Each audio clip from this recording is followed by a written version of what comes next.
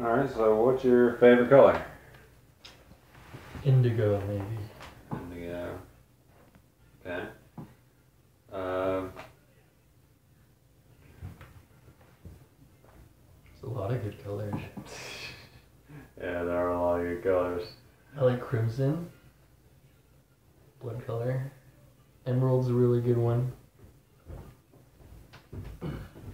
Pretty specific. You spend a lot of time thinking about colors? Not too much. There are some that I particularly like though. You say crimson and indigo, do you like reds? I like red. I like dark reds. Dark reds? Dark reds and very vibrant blues.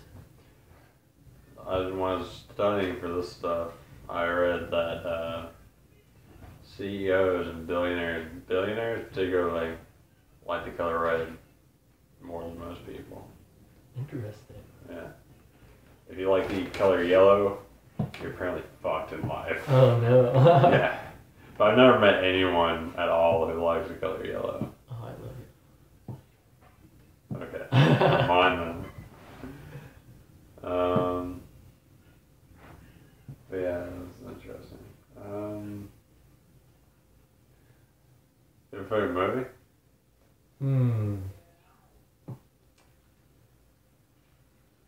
Maybe The Fall. The Fall. Didn't they come out not too long ago? Yeah, it's not that old. That's a really good one. I also like the movie Prometheus. That's more of just like indulgent and fun for me.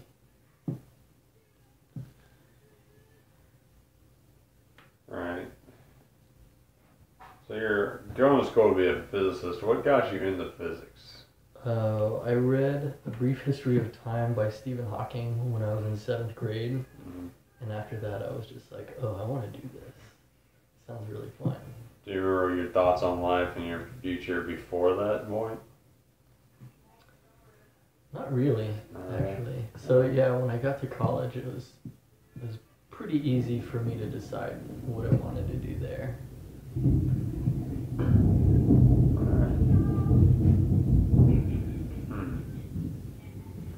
Who is your favorite physicist? That's a good question.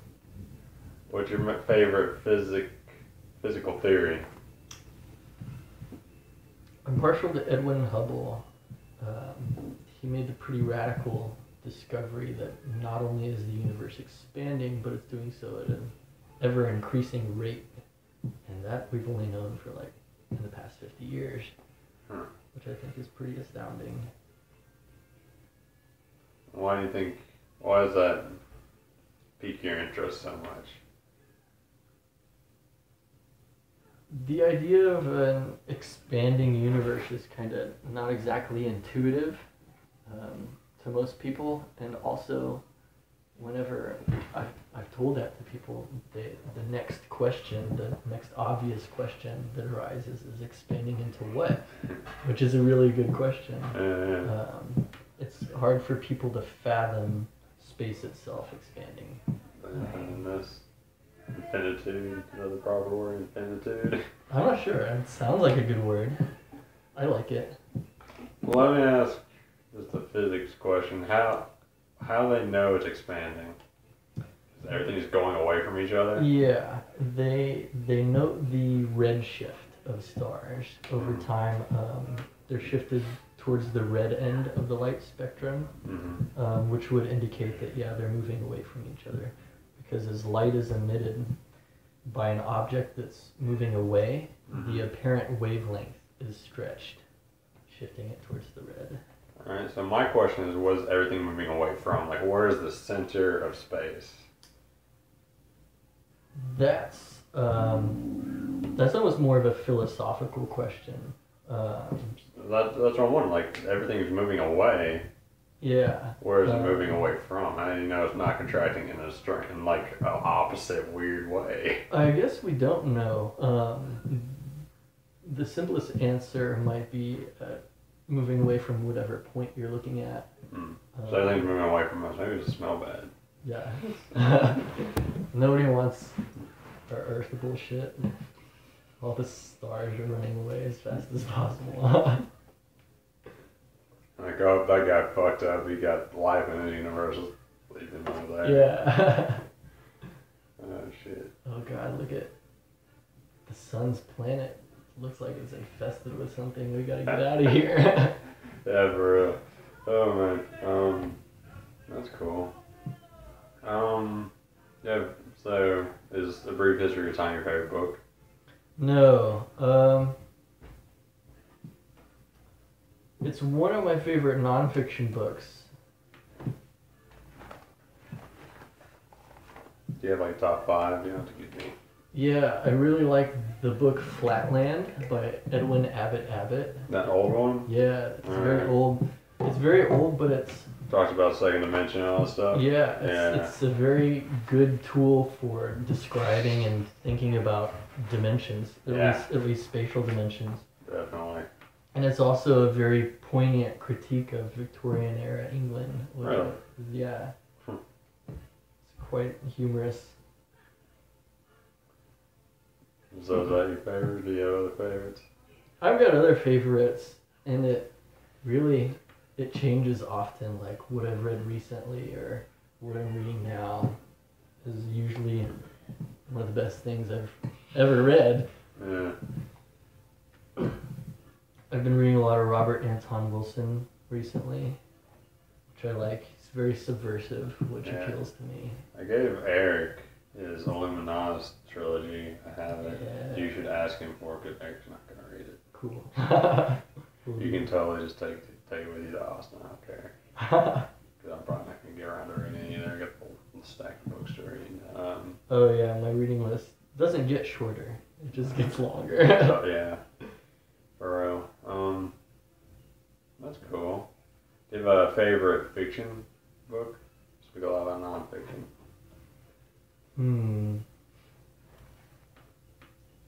I really like The Alchemist by Paulo Coelho, Mm-hmm. which I believe is the most translated novel of all time. Really? Yeah. I've never even heard of it. Oh yeah, it's a great read. It's only like 92 pages or something, so you could finish it in a day.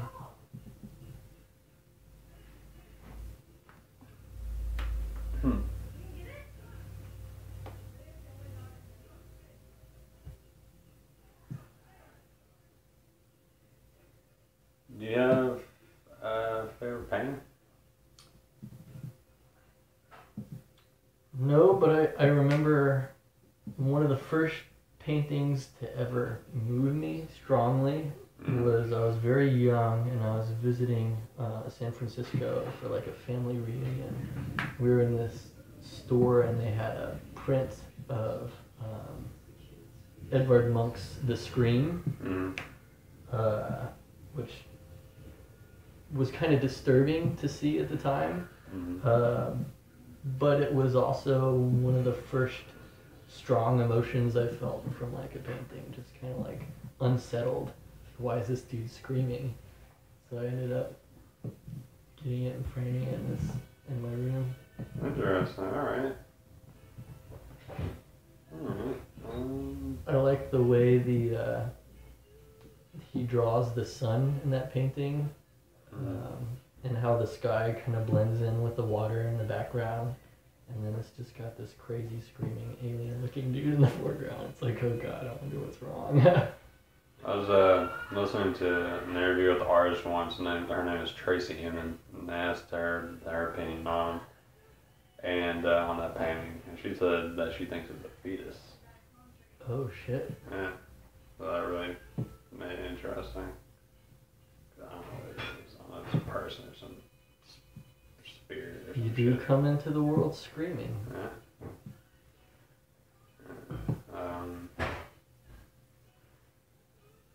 Do you have any hobbies?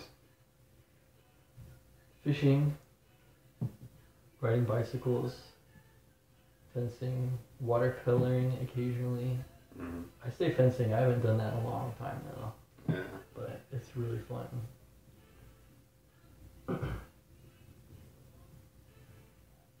Is that it? Yeah. Alright. These artists are all really great too. Like, Yeah, it's cool. I like hanging out in here.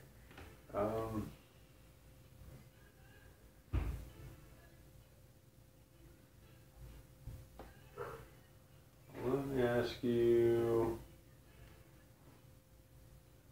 which parent was your favorite? Which one did you prefer? Which parent? Yes. Probably depends on what time of my life it was. How about now? We're trying now. Favorite parent? Probably my mom. Probably your mom. Mm-hmm. Now, what if we said overall, just throughout your entire life, what would it be? In terms of like utility and growing as a person, probably my dad. I got a lot of skills from my dad. A lot of life skills and knowledge, survival kind of stuff. Alright. Who would you say you have a closer connection to? Probably my dad right now. Alright. My mom's doing the thing where she's kind of getting used to letting go and letting me be like a 25-year-old and just doing 25-year-old stuff. Yeah. Which I understand. I don't fully understand because I don't have any offspring, but I can kind of imagine that it would be really nerve-wracking to have somebody who you've put like all of your energy in for the past 25 years and now they're off doing whatever they want to do. Yeah, for real.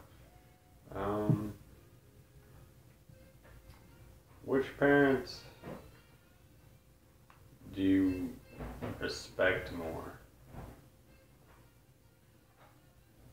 I have an incredible amount of respect for both of my parents. Alright. They are very resilient people. Alright. Well, next question is, do you prefer realism or abstraction? I like realism, but at the same time, I know that what we perceive of reality is just an abstraction in itself. We're talking about paintings, man. Come on. Oh, okay. Just paintings. I mean, you can get all deep philosophical, but in general, what kind of paintings do you like to look at? I find hyperrealism extremely impressive. Just like technically, I could never do that. But I really like surrealist painters. Do you have a favorite surrealist painter? I really like Dali. I think it's something everyone that hangs out at the junior has in common. Yeah. Everyone says that here. I can imagine that. There's just, even in his very surreal works, there are very like real relatable elements. Like that looks like it could be a thing almost in some different universe. Is Maybe that not in this one? But is that why it appeals to you? Because it almost looks like it could be real. yeah. All right. Interesting. Any other surrealists that you really like? Not that I know by name. A lot of the art that I see, I only see for like a few seconds as I'm scrolling through the internet. Yeah. Occasionally, like I'll save one to my hard drive to look at later. Yeah. But almost never do I know who made it. That's normal. I did a study on people when they're in a gallery or wherever looking at art. It said the average time a person spends looking at a painting or whatever is like 10 seconds. So, yeah.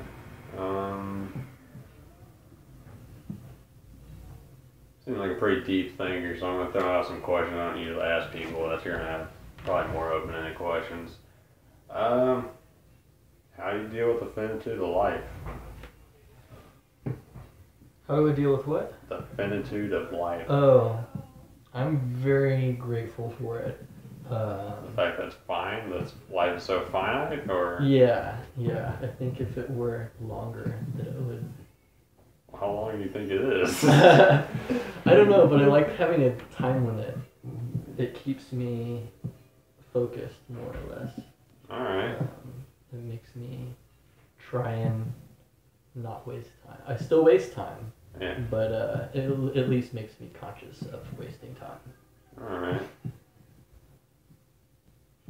So, it makes you more focused to do what? whatever I want, always. To become Ben. Yeah. Alright. To become nothing eventually. Yeah. Well, the next question. What do you think happens after death? Ooh. The great mystery. I think my lights will go out, and that I will cease to perceive anything. But I don't know what experiencing that is like. I can only know that like I've seen people die, and when they die, it seems like they stop perceiving things. But I can't know for sure, you know. Yeah. So like, what is the dissipation of that electrical signal feel like? Yeah. Oh man, I don't know. But I imagine it's not scary. My experiments with psychedelics would lead me to believe that it's not too terrifying. So do you link certain drugs to a similar feeling as what you imagine death to be like? Yeah, a lot of people say that the DMT experience is similar to a near-death experience. A lot of people also speculate that a DMT experience is kind of like a birth experience. It's basically what you do when you're dreaming, because when you're dreaming, you're releasing DMT, you know? Yeah. I read a book by Rick Strassman who speculates that DMT has a heavy role in dreaming, but it's really hard to know. Pharmacology of the brain is such a difficult thing to study. Cause Yeah, you have to study it from a distance. Yeah. You can't be like just taking people's brains apart and be like, oh, this is doing this and this is doing this. You Yeah. have to, like, Not do shit to the person and see what exactly. happens. Yeah. No, for sure. So is DMT your favorite drug? Maybe. Maybe. Yeah, it's hard to say. Like, different strokes for different folks, and at the same time, like different drugs for different occasions and purposes. Do you have a favorite class of drugs? Tryptamines. Tryptamines? Yeah. Like, I love DMT, but it's not a recreational thing for me at all. What's your recreational drug choice? Ganja. Alright. Yeah. I'm very fond of it. Yeah. Very relaxing. Yeah. It'll do that. Oh, okay. Let's see here.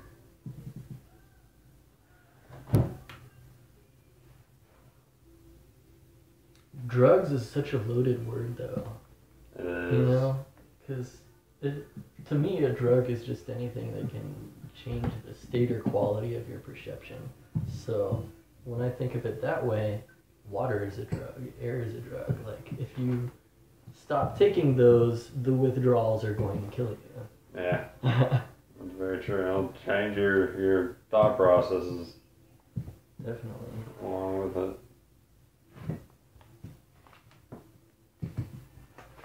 Do you have any favorite musicians? Oh, yeah. I really like Animal Collective. I like Y. Anything on the Brain Feeder or Anticon labels. I've been listening to a lot of Tim Hecker recently. I find he's great for meditating, like on a little bit of any psychedelic. He works a lot with like static, but in a very soothing, ocean sounding. So is he like a noise rock artist? Kinda, not even rock. Just Noise. just Alright. noise and soothing sounds of electricity. Alright. Soothing sounds of electricity, is that how you describe them? Yeah. Alright. Cool. Lots of white noise, which is, for me, is good for meditation. Do you meditate a lot? Oh yeah, every day. About how long? Usually right when I wake up in the morning, I meditate for at least 5 minutes, solid. Think about life and love and the universe and what I want to do that day. And it's not really like something it's meditation time. It's just I lay in bed and I have these thoughts and I'm very tranquil. I try and clear my mind. I heard an interesting perspective on meditation recently, where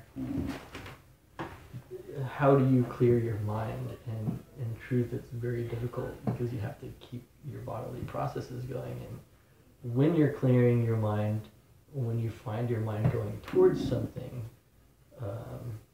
maybe that's something you should be thinking more about.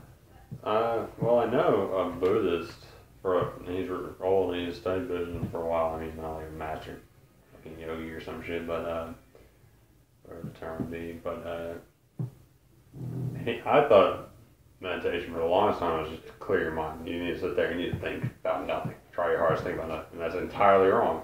You're supposed to think about whatever your mind wants to think about. Like you just said, if it wanders or something, let it wander. Yeah. Let it go where it wants to go. This is your time of the day to let your mind be free.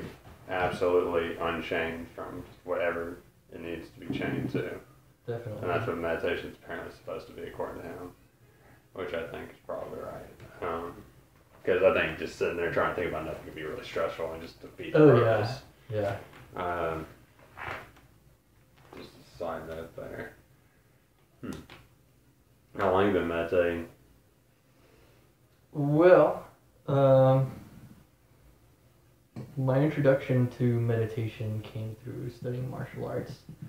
Just started doing Taekwondo when I was like 5 years old. Alright. And at the beginning of every lesson, like, we'd sit cross-legged and meditate for like 5 minutes or so. And I did that for like 15 years.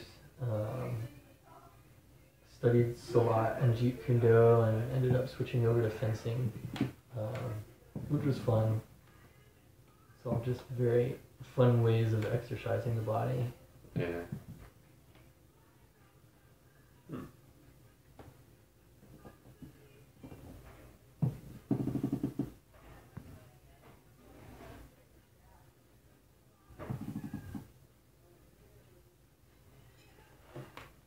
About how big would you want the pain to be?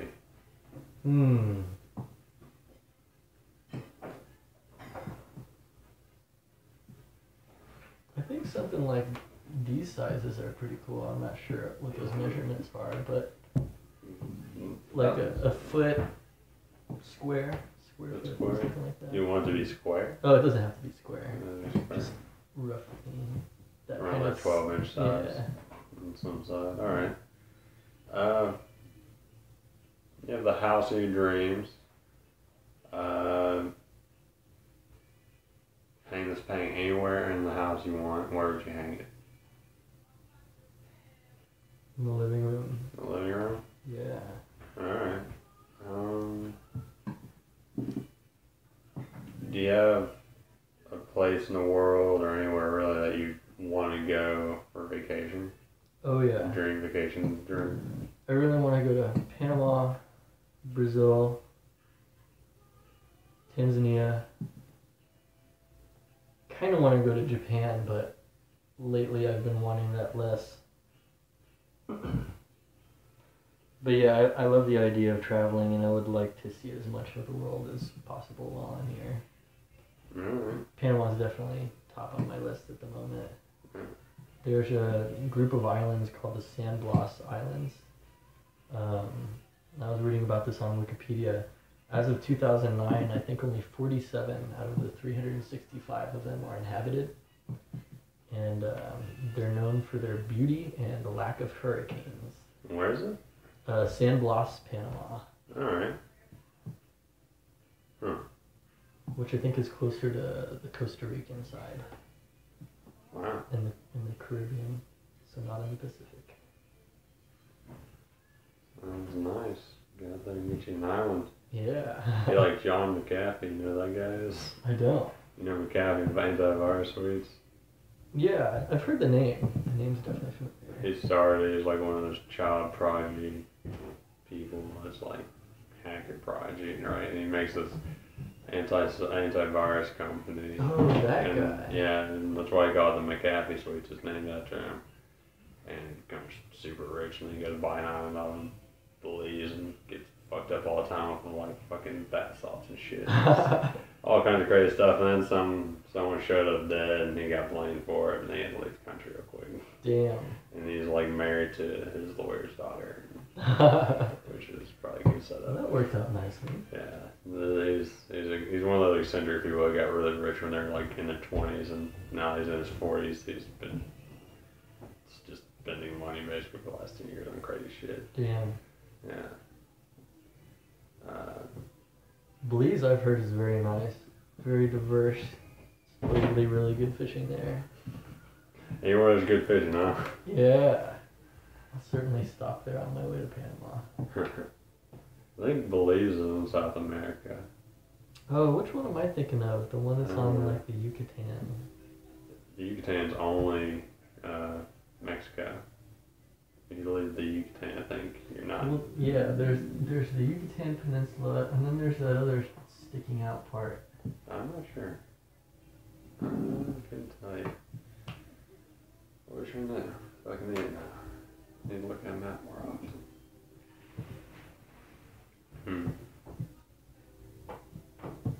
Alright.